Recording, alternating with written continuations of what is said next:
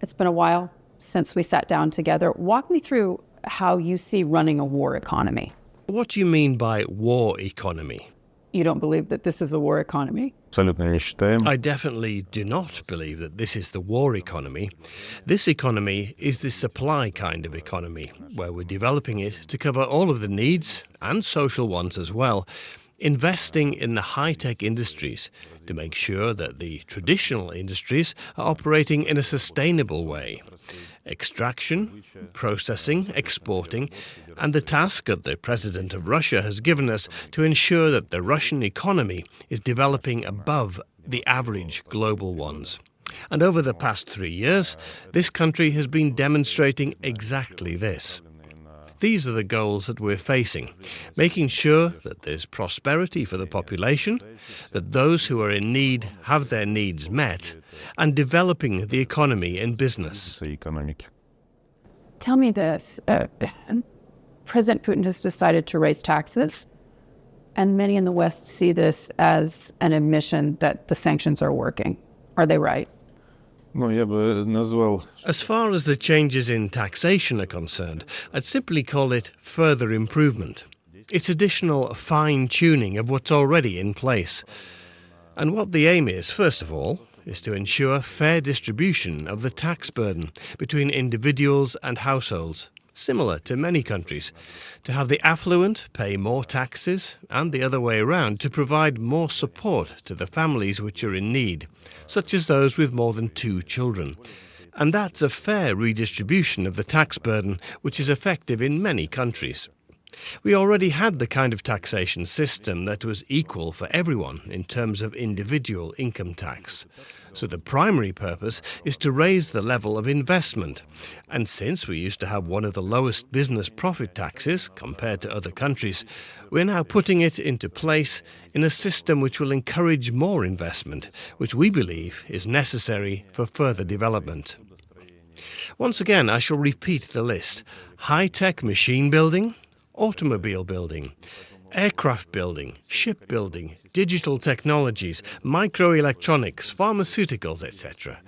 And therefore, a change in the tax system is required to redistribute part of the gross domestic product and encourage investment in those industries and sectors which we believe need further development in order to make sure that the economy continues to grow. So Western sanctions aren't having an impact? The fiscal system is performing well, and all of the social commitments that the government made are also being done. And over the past 6 years, we've worked through the national projects. We have the fuels and energy industry working all right. It's one of the core industries providing for the ability to export our resources. Clearly, sanctions do produce an effect. But in the first place, what they did to us was to push us towards paying strong attention to our domestic industries and our R&D institutions, whereas in the past, we would import and buy things from abroad.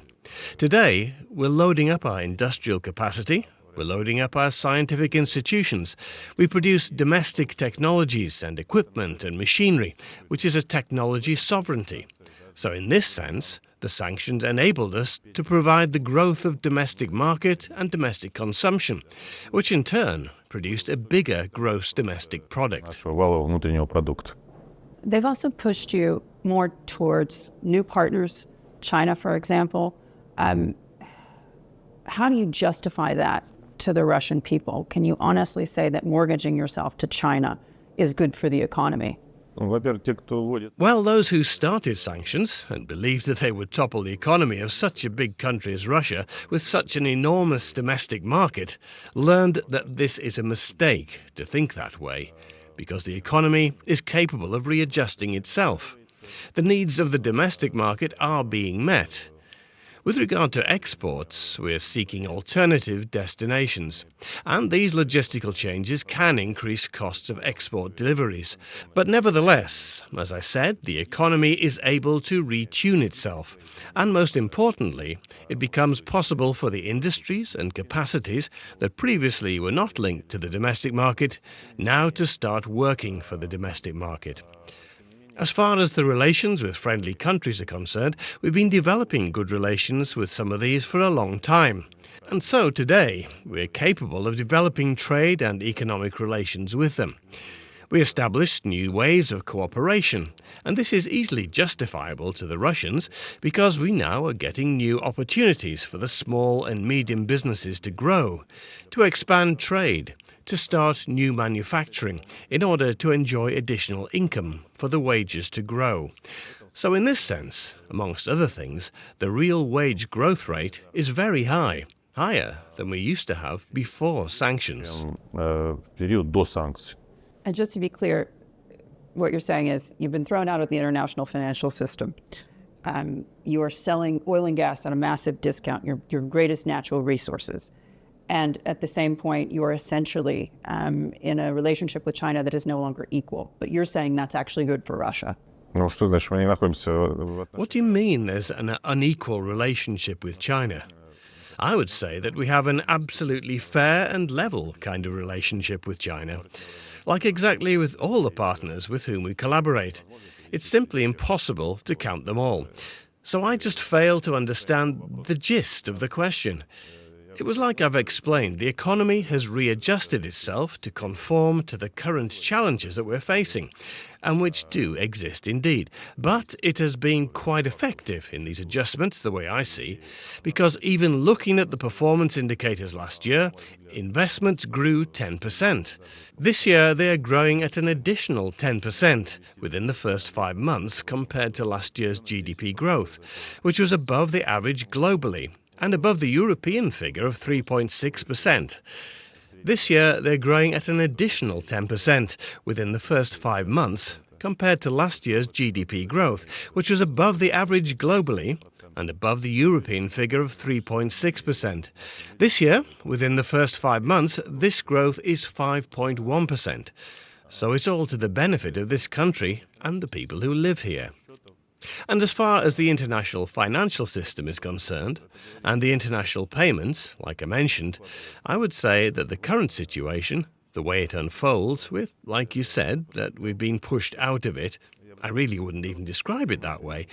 I would simply say that the current international financial system demonstrated its unpredictability and the lack of solid mechanisms in it.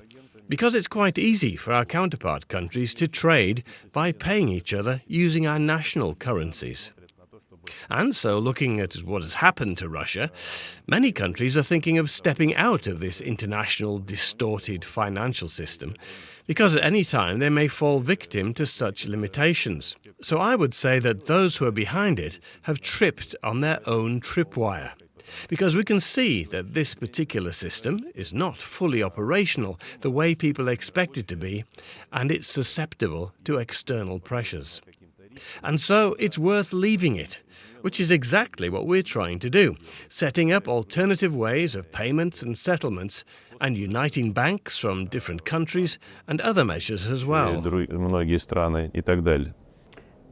Walk me through how you see Russia in terms of the macroeconomic picture, because in the United States, it's now looking as if we're going to have higher interest rates, perhaps for longer. Does that impact the Russian economy, and how? Ну, что касается... As far as the Russian economy is concerned, undoubtedly we currently are witnessing the way it's actively developing. Like I mentioned, the gross domestic product demonstrated 5.1% growth within the first 5 months. So, based on the forecast towards the end of the year, we should be around 3%. And so, overall, what we set ourselves is the task by 2030 to stay on average at about 3%, which would enable us to ensure stable GDP growth throughout the whole economy. And of course, an important task throughout these years is to achieve economic transformation. And specifically, it means building new enterprises, developing, like I mentioned, high-technology sectors, along with ensuring sustainable operation of basic industries, developing infrastructure across the country in order to facilitate investment. And of course, we're going to pay very strong attention to labour productivity, growth, improving efficiency in all economic components. But as far as macroeconomics is concerned, the ultimate goal is sustainable, stable development, and making sure that all conditions and terms are there in order for macroeconomics to be and remain stable. The whole of the world economy is, one way or another, interrelated. For example, in the case with the Federal Reserve System, if the interest rate grows, that would definitely impact not only the US economy and lending, but also would impact investment flows and would push down the demand for the tradable commodities. So it's all interlinked in the world and all the issues pertaining to global economic development. But speaking generally about the way we're working with our own economy, we have the tools that we employ. And this is also something that the Russian president spoke about in his federal address. Up to 2030, we're working on 7 national goals, and economic development is one of them. Then developing the family, supporting the elderly, professional development, and so on and so forth. So altogether, this country's social and economic policy is being done inside the country, but not without paying attention to what is happening in the global economy. На то, что происходит в целом с мировой экономикой. Do you see Russia reintegrating with the global economy, i.e. working once again with the United States? Ну, во-первых, это не наше было. Well, I mean the decision to introduce restrictions upon our economic activities. We generally believe that for us, there are not really any obstacles. So these unilateral restrictions which are imposed upon us, well, I would say that an economy cannot be isolated, and this is currently being confirmed. We're not in isolation. We cooperate with friendly countries, and we're capable of interacting and cooperating with many other countries. I can give an example. Russian crude is still being supplied to Europe, and certain products are also still being delivered to the United States. France, as far as metals are concerned, are also being delivered there. I mean, the ones that are necessary to produce aircraft. Nuclear power stations are being built all over the world. So I would say that right now, the Russian economy is not isolated. We definitely are part of the international distribution of labour, since we've certain niche sectors, the sectors where Russia is an acknowledged global leader, and so this is in demand. So for those who introduced such restrictions in the first place, they played against themselves. What for? Hard to understand. Like, for example, the gas, Russian gas. I mean that Europe doesn't want to buy. It's still partially being delivered, but that volume has been replaced by the American LNG, which I believe is the century's biggest sting operation to make Russia dependent on the United States' expensive gas that at any point in time can be redirected to any other destination, but not a European one. So I believe that sometime in the future, books will be written about what a great sting operation it was. And just look at the coincidental occurrence of several events and factors. For example, the Nord Stream 2 pipeline was blown up, and up until now they're not identifying who exactly was behind it, although everybody knows who that could have been. And so it all coincided basically with quite a number of short-sighted politicians who came to power in the European countries by not thinking about their security and safety or about their national interest, and basically being manipulated by the big brother. Идут на поводу у старшего брата. Speaking of politics, would a Donald Trump victory be better for Russia? Because he says if he gets elected, the war is over the next day. That was exactly the question which was asked yesterday of the Russian president, and his response was very straightforward, i.e., it doesn't make any difference at all in terms of who is the next US elected president. So that's the way it's going to be. Исходим из этого. Tell me this. What do you think about the future of OPEC Plus and the current agreement to gradually resupply the market over the next year or so? Walk me through what the strategy is there, because essentially, is this a hedge against U.S. shale or a hedge against a Trump presidency? С избранием, Well, whatever kind of president is elected into office is completely unrelated to whatever we're planning to do, because the main task in our corporation is to ensure that the market is in balance. that it's functioning in a reliable manner for a long period of time, because we understand that the demand for oil is going to remain for a long period of time, and the investment cycle industry also takes a long time. So it's important for us to cooperate so as to avoid this market falling into any feverish state, which ultimately may undermine our availability of crude oil as one of the core resources. Обеспечения потребностей экономики. In terms of that feverish state, we've seen various events geopolitically, obviously the war in Gaza, what's happened with the situation in Ukraine, Russia's invasion. And also, of course, we're coming up on a presidential election in the United States. As you've said, the presidential election doesn't have anything to do with OPEC plus decisions. But in terms of the demand picture, what is the greatest threat in your mind to the oil markets? Вы говорите действительно о таких... Well, you've enumerated certain geopolitical factors which directly impact the oil market and which is the one that we're definitely taking into account when we are making decisions.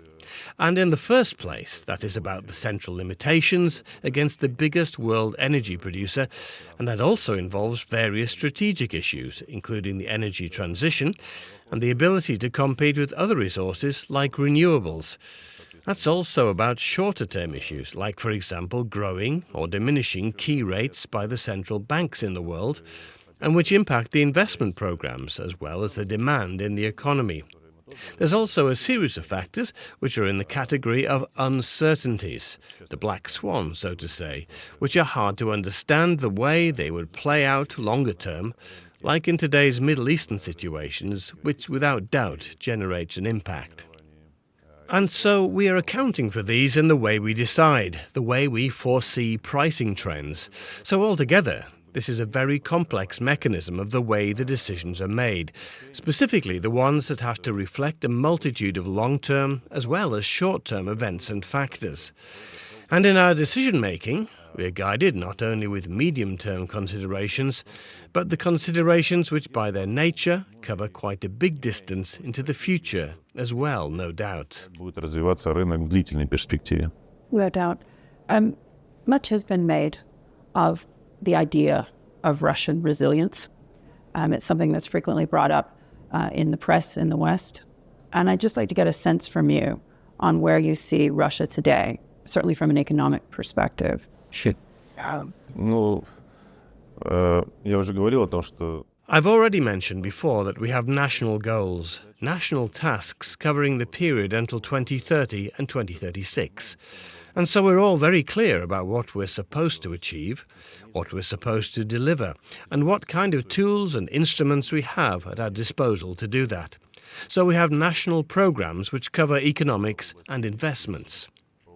I've already spoken about the economics. Just to repeat it, we're going to grow at the development rate, which is going to be above the average global one over the next 6 years. And respectively, that would require high investments. And we're going to incentivize that in order to grow to conform to our goals. So investment growth of 60%. We're going to develop and support all of the economic sectors and also support the social and economic development of our territories, their interconnections, their interconnectability, so to say, as well as improving the well-being of the citizens of this country. So these are the goals and tasks that the whole country is facing. So we are all spearheading everything we do in order to make sure that these deliverables are there. And that makes our national development goals for the country. цели развития нашей страны. So those are the national development goals. But can you honestly say today that Russians are better off?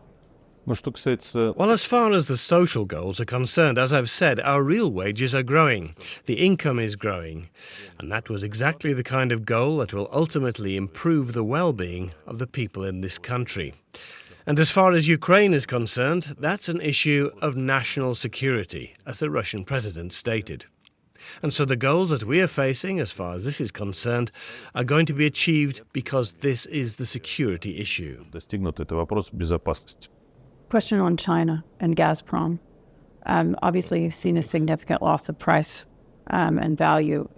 In your mind, are you going to get a gas deal with China? What's that going to look like and what's the timeline? Не очень понимаю фразу. I don't much understand what you mean by saying that there's a loss of price or value, because the contracts that currently have already been signed, which are worth 38 BCM via the power of CBB1 and 10 billion cubic meters of gas via the Far Eastern pipeline. So respectively, these contracts are mutually beneficial and they're market-based contracts. So I would say I don't understand what you specifically meant by the loss of price and value. I can't be specific about the new contracts because the negotiations are underway. And so that is the Power Siberia 2 pipeline with a capacity of 50 BCM a year. And this is quite a routine process whereby a commercial structure, a consumer or an off-taker is trying to agree upon terms that would make it possible to execute the project and bring the investments into it, which will be recouped later on, representing the kind of spending on the side of the buyer that would guarantee that the terms and the whole contract is beneficial to the economy. И это рынок как бы. So the characterization that Beijing has the upper hand in these conversations is incorrect. Who's voicing such a claim? Financial Times? Да. You read the Financial Times? Ну, я видел. Believe that this is just nonsense. Это бред. Did they call you for comment? Нет. They didn't. Walk me through this one. When you think about what happens next with regards to global economy, what is your greatest concern? Is it the geopolitics? Is it the demand picture as we discussed with OPEC plus? Is it the politics? Это глобальная экономика. The global economy is such that one should definitely remember that there was a pandemic, that many economies very much suffered and are still going through the process of recovery. In many cases, we do see that it's been quite substantial. But at the same time, we're witnessing high inflation in the post-pandemic mode, which at this point in time many countries are trying to control and bring down through high interest rates. We also see instances where inflation has notched down somewhat, and possibly the interest rates may follow suit. So last year's global economic growth, which was 3.2%, was a bit below the forecast. Next year's forecast is again 3.2, which is a bit of stability. And so the regulators might try to reduce inflation further to cool their national economies down. In other cases, that could be a reverse process, where they would be interested in activating it and heating it up in order to bring more investment, which is a normal process. Because to me, I would say it seems that the global economy is entering into a sort of balanced development phase. Баланс, нормальное развитие. And finally, Deputy Prime Minister, given what we've seen over the last couple of years, was it worth it? Was the invasion of Ukraine worth it? You say it's a security operation. We say it's an invasion. Но это не имеет точно. It doesn't have any relationship to the economy because it is very much a security issue. But at the same time, considering domestic consumption, it does impact the national economy, the way the industries are operating. But the special military operation has been the forced kind of decision, which is fully justified. And it must be accomplished in order for the goal that we're facing specifically to achieve and accomplish security to be achieved. Безопасности они были реализованы. Deputy Prime Minister, thank you for joining me. Thank you very much.